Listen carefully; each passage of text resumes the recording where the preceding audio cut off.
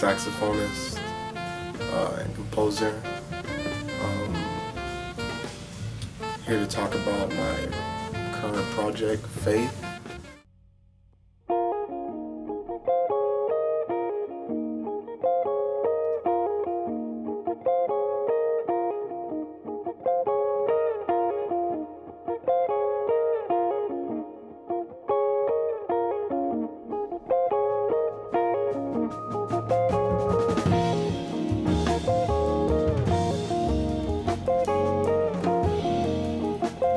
Basically, I wanted to do a project that summarized my feelings currently, and I thought recently I've just been really dealing with the idea and the concept of faith and what it means, both as a religious concept and just as in believing in yourself. I recently moved to New York last year, and that took a lot of faith. Me and my wife, we did 3 bags and a one-way plane ticket, and that was it. And it was either you know, make it or break, or whatever you say. We didn't have any job and no apartment. That was really hard, and so I really wanted to take that energy and idea and kind of, you know, put it into a record. And so that's mainly the concept, I guess, behind Faith.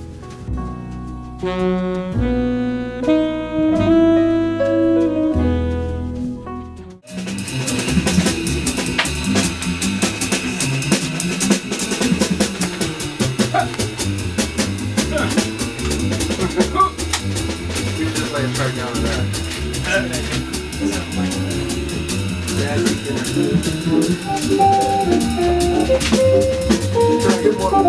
Yep. Right there.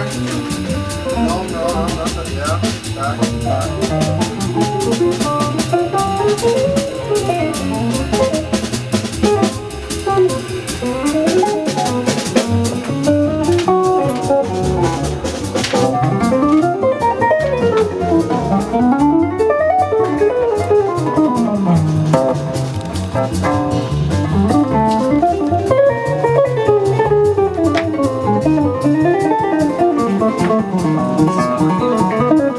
The band on this project is Ross Pederson, Julian Shore, Gilad Hekselman, and Linda O.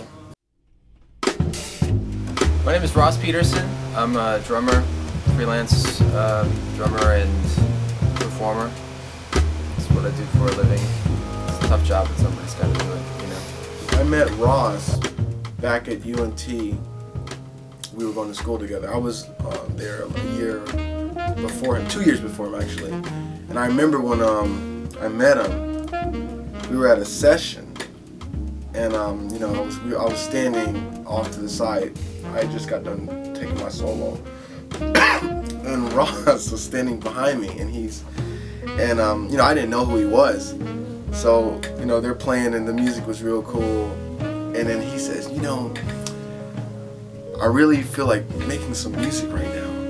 And I was looking at him and I was like, I don't know who this guy is. And I just, you know, I started laughing at him. But, you know, that really is who Ross is. Like, he really thinks constantly about making music and is passionate about playing music. Brian's Faith project was something that I was really glad to be a part of.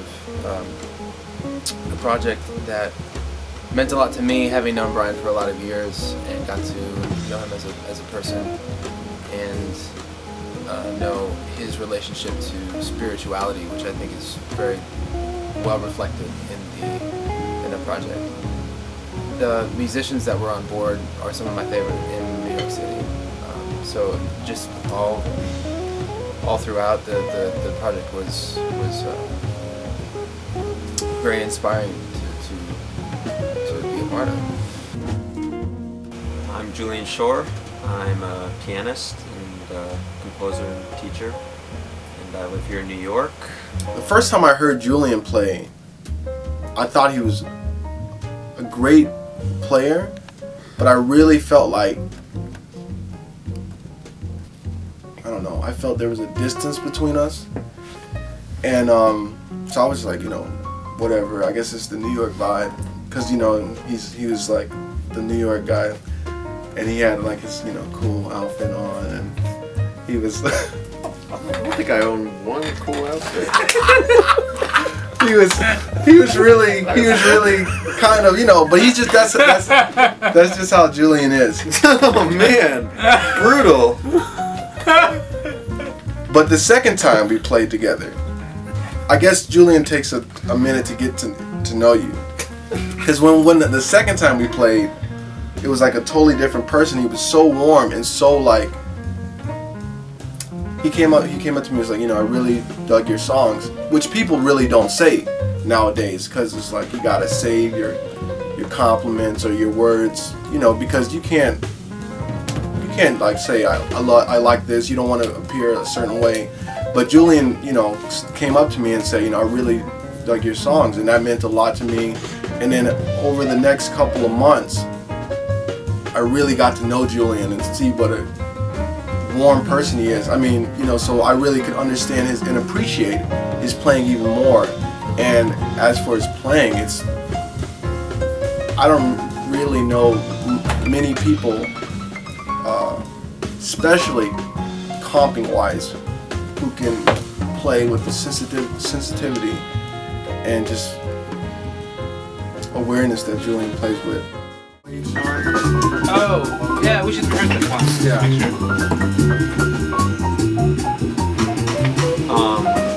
I only met Brian pretty recently. I guess probably like 6 or 7 months ago, and I was immediately struck by his music and how there's a real honesty about it. And in getting to know Brian, it's really easy to see the connection between his personality and who he is and his music. And that's something that I really look for in great music.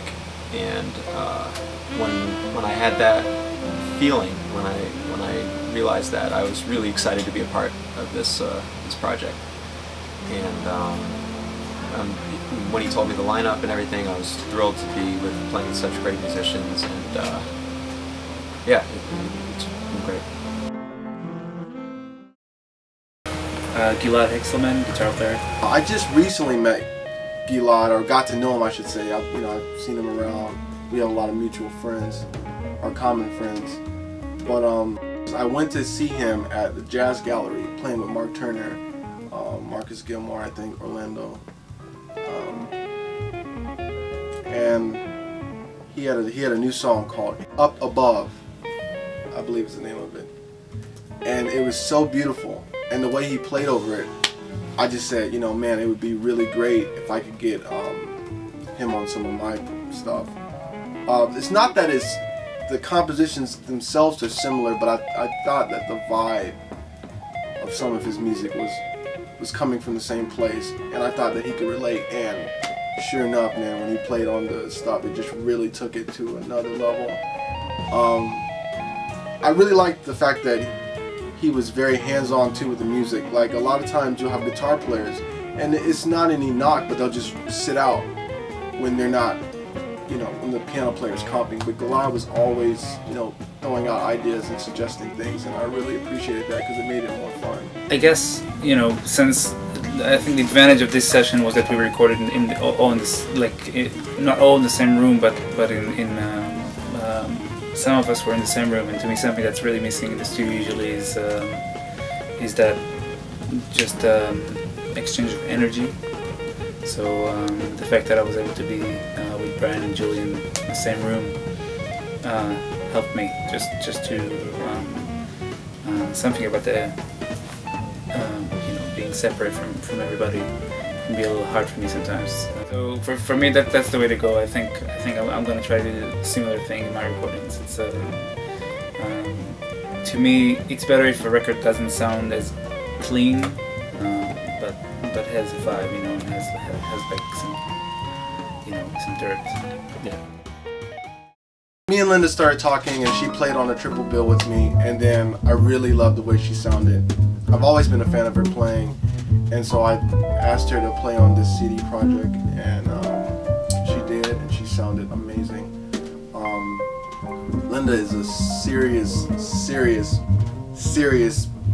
bass player and person, but she's really hilarious and a real sweet person. And she's another person like Ross who just really loves the music and is really passionate about the music, and I always appreciate that.